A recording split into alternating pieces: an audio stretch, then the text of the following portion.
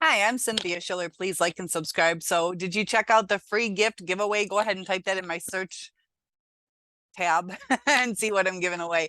But today's topic is from a viewer, and her story kind of touched my heart. So, I'll read what she says and we'll kind of go into it.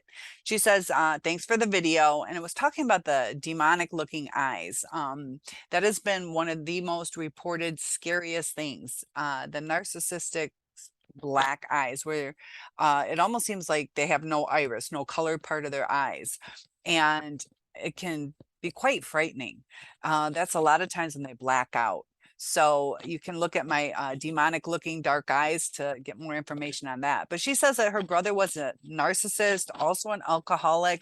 If you stay tuned, I'll show you a brain scan. This brain scan is of a female brain. Whether it's healthy versus an alcoholic brain. And our narcissists already have damage to their brain. So this is like a double whammy.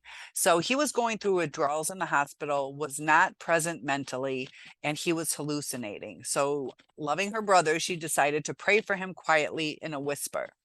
And when she looked up in the middle of her prayer, he was no longer on this roller coaster.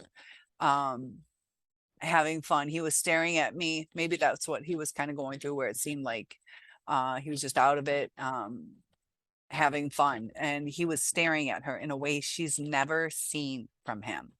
His eyes were black, face torted, and telling me to stop praying for him several times. Mad I left the room, felt off, dark. So he's angry at her. A lot of narcissists really don't like religion, whether it's Christian or Jewish, whatever their faith from upbringing would have been. A lot of them turn against it. Some of them just possibly have been raised in atheist, agnostic families. They feel that they're their own God in a sense. They don't want to give power to something or someone else. So when she's trying to pray, it angered him because it's against his beliefs. And he may have a possible slight belief, but anger towards God. Sometimes we got to be careful too, if you're religious, not to get angry at your God.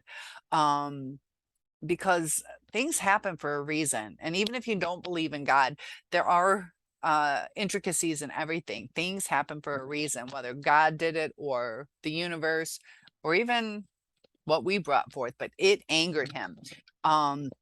And she left because even the room felt dark, and we get energy from each other.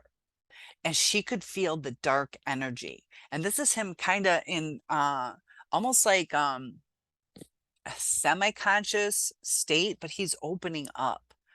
His mind is going free to where he's even having hallucinations, but part of him is also coming out. He's going through a lot of withdrawals.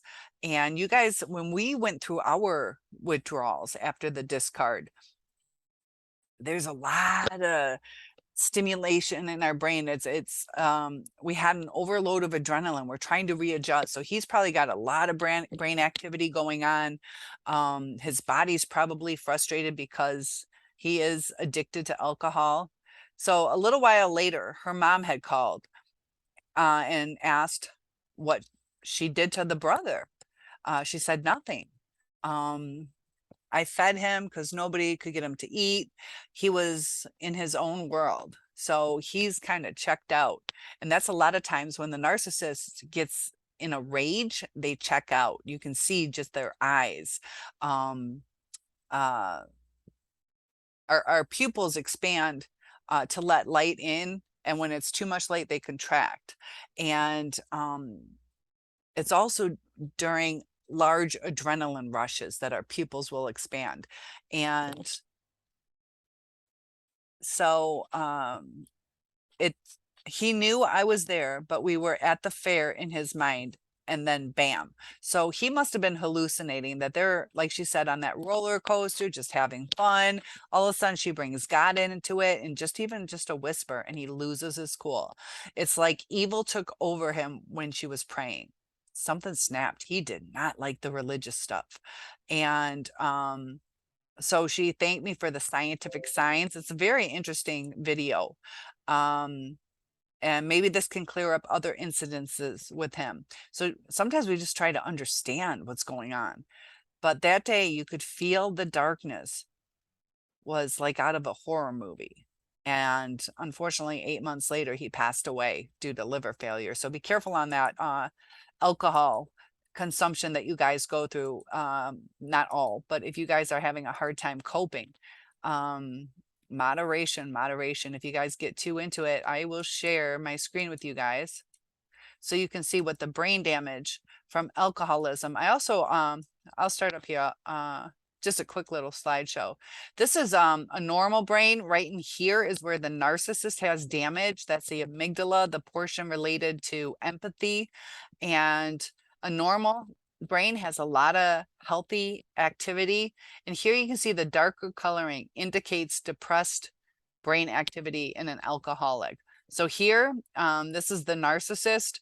I have other brain damage videos if you want to delve into it more, but you can see that it's a depressed state. And this is the brain scan. So we need our brains to be functioning for us to feel emotions correctly, react correctly. And he was just agitated and his true colors came out. Let me stop my share for you guys, get you back. And I don't know if it stopped. I think so. So in that state of brain damage, it makes it a lot harder to even hide some things. Because if you guys have ever been agitated, you blurt things out. You might be a little rude. You might say what's on your mind a little too much. And that's kind of like the true colors coming out. So you will see the true colors of a person when there's stressors. Are they calm and collected? Are they frantic? And the dark eyes are very scary. The eyes are the window to the soul. And it's due to that adrenaline rush. We're not supposed to be in an adrenaline rush for too long. That's our fight or flight state. And there's also what the new one, fight or fawn. Do you stay in fight? Do you run away, or do you just kind of like deer in the headlight? I don't know, just freeze. And I think you guys can relate to that. When you've been through adrenaline, you can feel it come over your body. But it's real interesting because a lot of narcissists, you know, aren't religious. Some of them do go to church or synagogue or mosque, but we don't really know what's in their heart. And maybe they're still searching. We don't know somebody's religious pathways, but a lot of times, you know, people who are religious often have more of a peace. So when we go through the abuse, it's kind of nice to release things onto a god, or if you guys believe in the universe, or you know, but the narcissist just believes in themselves. They go through life just sucking and sucking. And it's kind of interesting. The eyes just open all the way up. You can see into the soul. Our eyes open up for light. And that's kind of what the narcissist does, is they pull and pull and pull. And it can be scary. And that's just some validation for you guys. Because if you've ever seen it, it's something like you've never seen before, and you feel it. You feel the evil. Just like walking down a dark alley, sometimes you can feel something's not right. You can feel it. You can sense evil. My dog is so sweet to everybody, but there's like 3 people that she just barks at. And I don't know why. I don't know why. She was never abused. And like, it's interesting. She can sense something. There's something. So thank you for that viewer comment. I like it when we can validate each other's feelings or experiences, because sometimes people think that we're exaggerating. and we just need to be heard and to know that we're not alone. So viewer topics are definitely welcome. It's hard when we lose someone, even if they were narcissistic. Maybe the viewer might want to share if she feels more at peace or what she feels at this time. A lot of people say, you know, it's a freedom that you get back, because the narcissist a lot of times make us feel really uncomfortable. And she still loved him. She still loved him. She was praying for him. And that's the lack of empathy, to where the brother wasn't like realizing too what she was going through. Like, she's reaching out to her God because she loves me. Um, it was just complete anger. And I've seen that too. When you bring up religion and somebody is not into that, it fuels a fire. It fuels a fire. And that fire can be destructive.